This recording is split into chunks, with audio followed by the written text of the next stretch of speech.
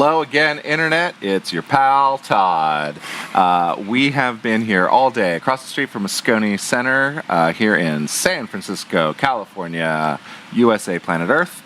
And we have been talking to so many the hoi cyberoi, maybe? The thought lords. The thought lords. And here we have another one. His name is Casey Ellis.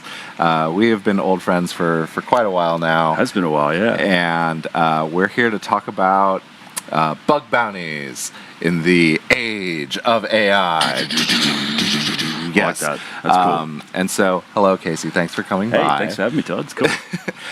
So, I think on the website you are listed as Casey Ellis, founder of Bugcrowd. This is still true. This will always be true. I wear a great many hats, number of hats these days. But yeah, best known as the founder of Bugcrowd. But that's not what you do today. No. I mean, obviously, it was a point in time, as you said. Once the founder, always the founder in that sense. Right. But I actually stepped back from like the full-time operating role in Bugcrowd at the end of January in this year. Okay. So letting Dave and the crew kind of take the ship and run with it, which is cool. But that's giving me obviously a bit of time to smell the roses and touch grass and do all that kind of stuff. But there's ideas that have been cooking away in the background that I want to get working on more aggressively, and that's a part of what I've been doing. Was your step back because you're terrified of AI? No. Right. Honestly, actually, that's a really good question because I am getting asked that a lot. Yeah. I think. We started working with OpenAI back in like 22, just before like ChatGPT dropped. Mm-hmm. I've been, like as security people want to do, fiercely critical of the hype and the snake oil side of things, but recognizing pretty early on that like this is tech that has transformative implications to it. Yeah. So to me, it's really a matter of like, how do we think about all of these things together? To me, it still starts with the security researcher, because when you think about the bad guy, they're human, they've got intent, they're going to end up with the same tools as us. So there's always going to be this like spy versus spy element to it, but the bits in the middle are in the process of shifting. So, yeah. So just as an aside, I have spent a lifetime, playing Sid Meier's Civilization. And when you play Sid Meier's Civilization, the name of the game is tech advancement, and the name of the game is like, I want to show up with battleships against your triremes, right? Yep. But Ideally. that's not how our world works. Like, no, we have roughly, I would say, and maybe exactly, the same technical capability on offense and defense. Is that accurate? We have the ability to access the same technical capability on both sides. I personally think that offense is just inherently more agile than defense. Unless you're working for a nation state inside a large government office building, sometimes that's a little slower, but everyone else is pretty fast. So there's a agility and a nimbleness that offense has that defense sometimes struggles with, but otherwise I agree with that. Right. Yeah. And so I guess I bring it up because like we're all getting AI-ified at the same time. 100%. Yep. Is there so all things being equal, it's that offensive agility is that still the discriminator, or does LLM assist on offense or defense? Is there an inherent offensiveness or defensiveness with LLM security? Yeah, I think that it's a really good question. I think where we this is the beauty where of we end not up discussing totally what we're talking about. Yeah, I love it. I think I've always believed that like defense is offense's child, right? Like you don't go to the trouble of like a hole in the wall between two rooms will serve adequately as a door, right? If the goal is to go from A to B, right? But then it's not secure, so you do all the other things. You don't do those things. Go to the expense and the inconvenience unless you realize there's a reason to do that, and that's usually something offensive happening that kind of educates that need. So I think as a primitive, like, defense is kind of the child of offense. And, AI lets you move fast. I mean, on both sides. I think the thing that we've seen a lot, and something that's been kind of keeping me up at night, but that I'm trying to lean into and facilitate as well, is that, like, we're actually really bad at writing secure software. Yeah. And we're really bad at patching things that should have been patched a long time ago. Like, the internet's a lot more vulnerable than I think people in security get this, especially if they're on, like, the VR or the VM side of things. But even outside of that, like, I think people are a little shocked at how bad things are. Yeah. So, where we're at now is that we've got the you must be this tall to ride bar has gone down a ton. Right. Which means there's more people that can jump in and do kind of whatever the heck they feel like, good and bad.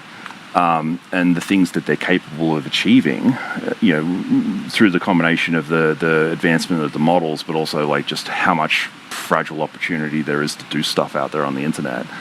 I think that's kind of the bit that we're in the middle of right now, or just at the start of right now. And I think that hump is going to be pretty bumpy, like getting to a place where we're actually cleaning some of these issues out to the point where defense does actually serve, AI does serve the defender more effectively than it does someone doing offense. I think we can arrive there, but it's going to be a bit of a bumpy road to get there. Would you say, so, like, I mean, how spicy do you want me to get, man? I can do that. we can get hella spicy. My boss left the room. We can get very spicy. There you go. Boom, done. Your boss is still here, though.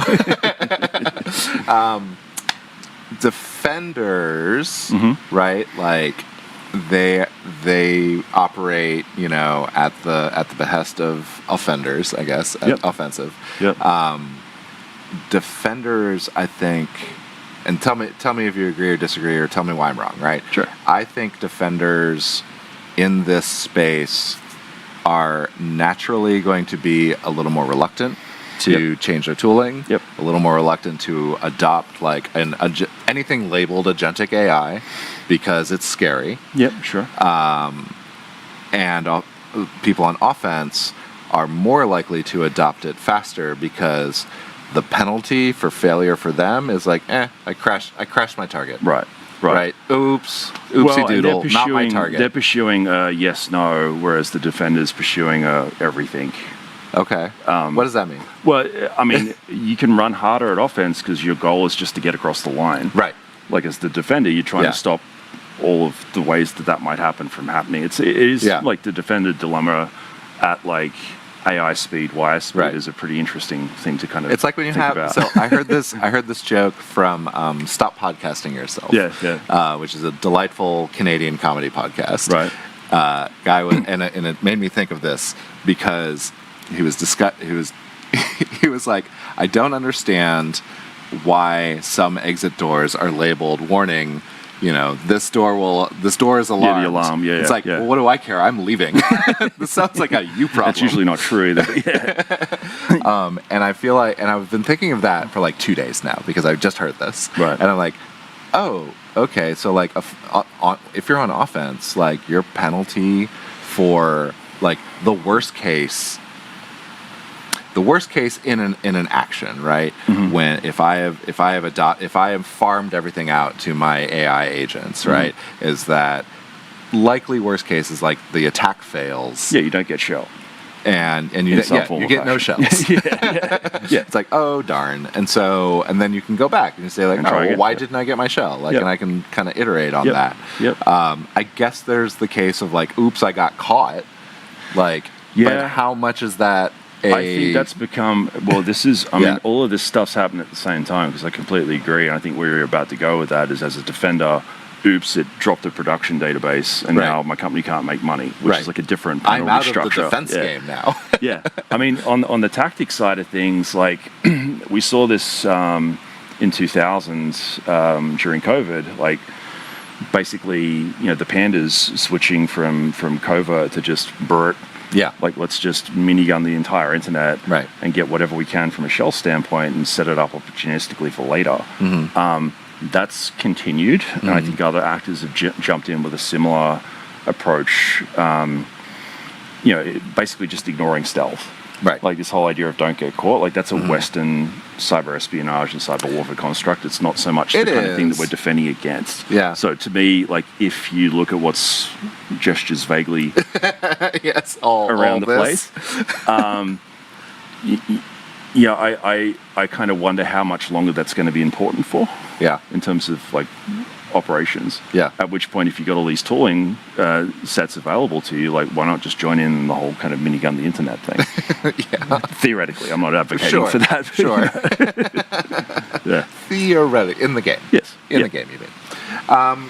So, okay, well, with that downer, well, that's the thing. Like, is it likely the internet is going to be more dangerous, or is this a recency bias of the present, where the internet has always been barely secure enough for most people most of the time? I think that's the part that everyone's starting to realize. It's like, holy shit! Like, how is this thing still on? Right.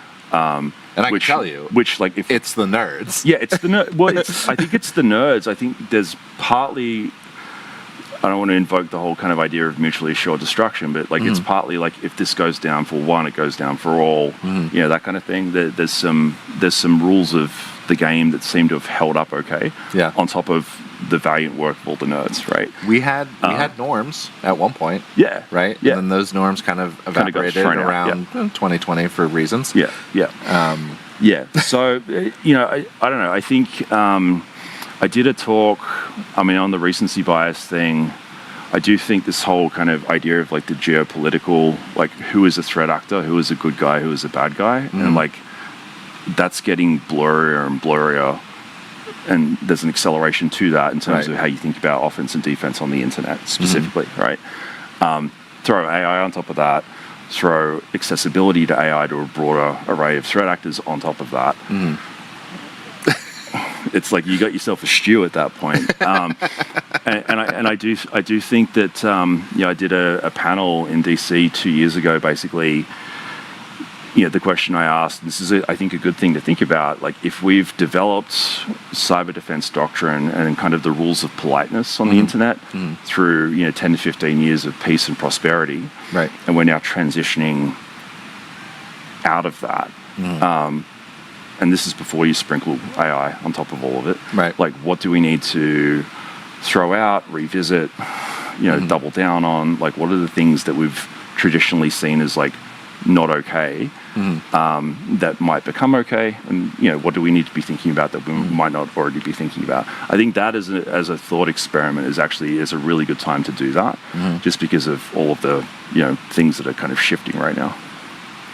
So I don't think people are going to just become more evil because it's easier to be evil, right? I think there is still a place for bug bounties. Yep. Right? Like there are people who like finding bugs. None of this has anything to do with bug bounties. Right. And I'm trying to slowly steer back in. Yeah. And so that's the thing, right? Like in this I guess maybe when I was thinking of the title, it was like, oh, bug bounties in the age of AI. Well, AI is destroying everything, so, are bug bounties even applicable? And I do think they are, right? Yeah. Like, bug bounties as an outlet for paying for the labor of people who like solving these puzzles, right? Who don't want to do crime. They have no interest in doing crime, and they don't want to hurt people. Yeah, they want to, they want to contribute to safety and defense, not like offense and harm. And would incidentally, not mind getting paid. Exactly right. Yeah. So that still exists. It does. Yeah. And I think that piece, where I think we're at this point in time, is the bug bounty. Because you and I were jamming on this stuff before I started Bugcrowd. The primitive to it is vulnerability research and the fact that people on the outside of an organization find vulns. Right. And people inside the organization write vulns because people aren't perfect. Right. QED. That's the end, right? There's no real debate on that one. There's also this idea that if you add an incentive, you can actually encourage people to do that and then try to direct their behavior towards the things that are most important for you to learn. And this is where bounty, you go back to the Wild West kind of definition of bounty, where it's you're using, or the Star Wars definition. Yes, Star Wars. there's a million of them. But the idea that you're using an incentive to reduce information asymmetry between a disparate group of sources and a single source. Like that's what a bounty is and does. Right. I still think that's perpetually relevant because every bug is worth something. Right. Like it costs something to put there, it costs something to find, it costs something to fix, and it has value to someone who wants to exploit it. Right. That value ranges from 0, which is where all the slop stuff's happening right now, which is why everyone's freaking out. Okay. Right? All the way up to, you hear about handset Ode going into the intelligence community and things like that in the $1 million range. Like to me, I see it, what we're talking about actually on that spectrum, and I think that continues to exist. Where I see it get shifted around a bit is where it's been confused with like pen test or just assurance, where like people aren't actually fixing things anyway. It's just kind of a, the places where we've sold security to folk that don't actually care, I think those are going to come under a lot of pressure as an industry just in general over the next period of time. What do you mean by that? The places where we're solving security where people don't care? Selling security to people. Selling security to people. So like the whole idea of like, have this pen test. Well, yeah, cool. The only reason I'm doing this is because the compliance guy told me to, I must and I'm not check doing the box. That's so I'm going to find the cheapest thing that's called a pen test. Exactly. So what's the value of that? Checking the box. It's got nothing to do with risk reduction necessarily. So if that's true, it's going to have a lot of pressure on it and kind of go away. Right. And hopefully what's left behind is this idea that like bugs are worth something. How do we think about that and actually plug that into how we think about risk going forward? That's what I'd love to see happen. Well, speaking of bugs being worth something, what's going on with Disclose.io? Disclose.io! Disclose.io, your one-stop shop for we've been busy. Things and stuff. Yeah, exactly right. So Disclose.io started off as really an effort to standardize. Like the mission of it is to make vuln disclosure suck less across the internet. Like how do we just make this standardized, normalized, get everyone on board, kind of view it as this primitive of how the internet works instead of this like optional bug bounty or pen test light thing. And a big part of the goal was to try to get the DOJ to amend the Computer Fraud and Abuse Act. Sure. Which, eventually we got the charging rules changed in 2022. Right. Partly that was a team effort from all sorts of different places, but what this project contributed to that was boilerplate language that got adopted. Yes. Where you had lawyers, by the way, this is a major accomplishment. They copy paste stuff. But what I'm saying, like if you ask a lawyer, it's like, oh, can I just like copy paste this thing? Can I boilerplate this into my terms of service? They'll say, no, absolutely not. You need a lawyer. You need to pay a lawyer to write this thing over and over and over again. Yep, exactly. So to get a bunch of lawyers to sign off on the notion of boilerplate is an amazing feat. No, I appreciate it. It's been a journey. I mean, I've been working on that since like 2014, and we created Disclosure as a brand in 2018. So that's kind of the key thing. What we've just done is added basically a programs database that goes through every vuln disclosure policy that we can find and actually classifies it. Okay. So it pulls out the different attributes. So if you're a security researcher and you're looking for where to submit a thing, or if you're looking for where to hunt, you can use that as basically a vendor-agnostic guide. Okay. For what good might look like. The other thing that we're wanting to do with that is to really kind of establish this idea of a maturity model for organizations. Like the top of the top is you've got full safe harbor, you've got proactive CBD, like you're making yourself accountable to researchers as an organization, and you're also making them feel safe as they do that. There's very few organizations that actually do that, but like that's like the top of the hill, right? And then is there a metric in there of is a CVE numbering authority? No, not yet. But that's a good idea. Is it a good idea? We should jam. No, I mean, look, honestly, I think... Because I don't know, right? Like, I've said to people in the past, it's like, oh, well, like, you can trust that this tech company, right? Like, if you're going to if you're doing research and you find a vulnerability and then you go down this disclosure process and you see that they're a CNA, oh, they probably know what they're doing. They're probably doing something right. Yeah, right? Exactly. Yeah, okay. So that's for sure. Like, I think of those as like proxy indicators of security maturity, very just proxy. In general. Yeah. But also for the researcher, you can kind of expect better, a better experience off the back of that. So there's that. We've also got a open source database of threats made against security researchers, like attrition.org style. Oh, okay. Which is kind of fun. So like cease and desists, I assume. Yep. Hey, you're a good person to ask. How many people have gone to real court for disclosing a bug? Like, because I know a lot of people worry about the cease and desist, and, and for a normie who's not married to an attorney, like getting a cease and desist can be really scary, right? Yeah. But then, like, people will ask me, it's like, oh, well, I got the cease and desist. What do I do? I'm like, you either cease and desist or don't, because all this is a letter from somebody with a fancy letterhead. Like, this is not from a court. This is not we're about to arrest you. Yeah, correct. And so I'm curious, do you know off the top of your head how many people have been lately or ever? I can't answer that off the top of my head. I think it might be less than 10. It's low. It is low. I think if that's the point you're trying to get across, like the actual use of, like it may be zillions. No, I know that's true. I don't know the exact number. And that's talking about CFAA. Like one of the stories in there was some researchers in Malta that hacked a train. Yes. Good faith, like disclosed all that stuff, got their door kicked in. And we actually came in through we got arrested for that. We actually came in through the Security Research Legal Defense Fund, funded their legal defense, and got them a presidential pardon. And now there's like legislation being written in Malta to carve out good faith hacking. So like, tell me more about it still this, happens, right? It does still happen, and like it happens in Texas, it happens in Missouri. Like our friend Harley Geiger is always on the drum beat of like, cool, we did something cool with CFA. We got to harmonize the states now. 100%. Tell me about the Security Research Defense Fund, because I just heard the story about these hackers in Malta. It's a nice little segue there. Right. But like it's not just for U.S. or or Usual 5. It is worldwide. 100%. So the SRLDF, Security Research Legal Defense Fund, Jen Ellis and I joined the board there about 3 weeks ago. Oh, wow. At the same time? Yeah. Holding hands? Yeah, it's an Ellis, Ellis takeover, or whatever you want to call it. It's good to be working with my honorary colours. But the idea there, it's a 501c3, so people donate into it, and what we do is accept grant requests from people that have had legal threats against good faith security research, and then we'll basically write them a grant to fund legal representation.